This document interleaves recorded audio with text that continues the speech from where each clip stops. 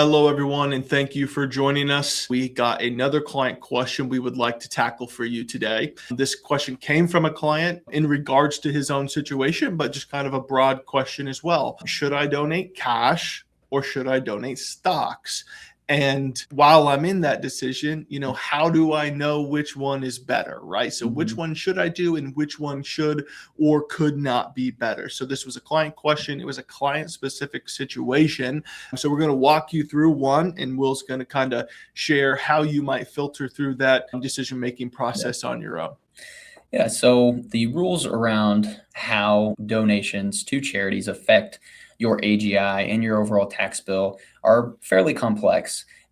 First, you have to decide how much you want to donate, right? That is the first step in deciding, should I do cash? Should I do publicly traded stock? The reason is because of the limits on deductions for those two different donations. You can see cash on the screen here. You can deduct up to 60% of your adjusted gross income in the year that you make that donation. So for example, you have an AGI of $100,000. If you make a $60,000 donation in that year of cash, you can deduct the full $60,000. If your AGI is $100,000 and you say, I want to make a $60,000 donation, you make that donation all out of publicly traded stocks. In that year, you can only deduct $30,000 of that $60,000 stock donation that you had made. And so that's the first kind of waterfall to say, hey, how much do I want to donate? Second, what's your AGI going to be, which we help our clients navigate. And then the third is, if my AGI is enough to allow me to take full advantage of the publicly traded stock donation,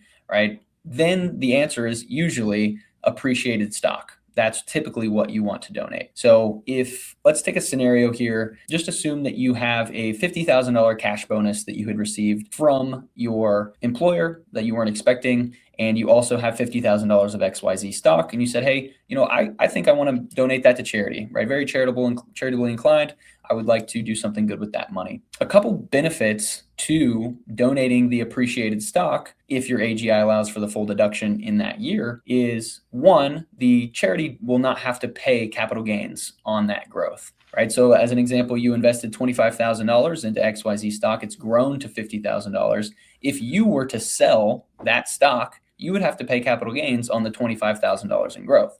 You donate that stock directly to charity, no capital gains are due from the charity. They can sell it once they receive it and not pay any taxes on that gain. They'll just have the $50,000 in cash then to do with what they want. The second benefit of that is now you can actually reset your cost basis in XYZ stock, or potentially re-diversify your portfolio if you would wish to not have that high of a concentration in individual stocks.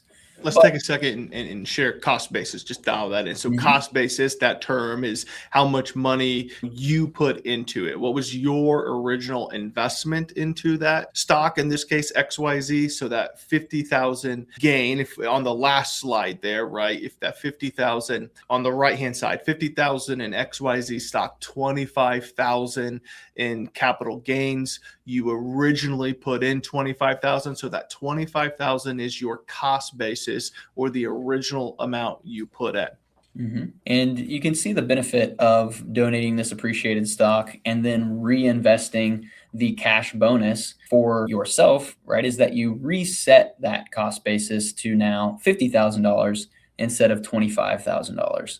So on the left there, you can see that scenario I mentioned, right? The charity gets to sell that full $50,000 with no capital gains, and then you get to reinvest that $50,000 of stock into XYZ and increase that cost basis, just like we said. Now, fast forward a couple years down the road, 5-7 years down the road, XYZ stock has now appreciated even more to $100,000.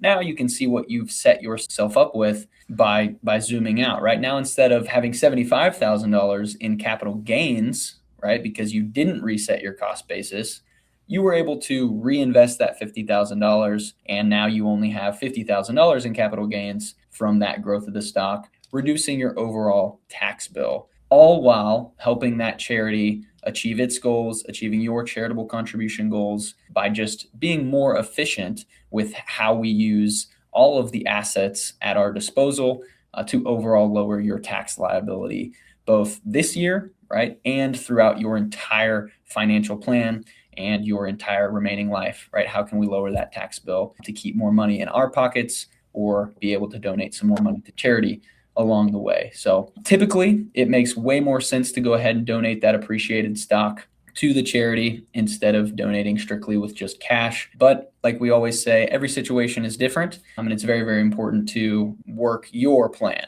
It's not really one size fits all, but typically it can be a great way to navigate taxes in the more efficient manner by donating appreciated stock.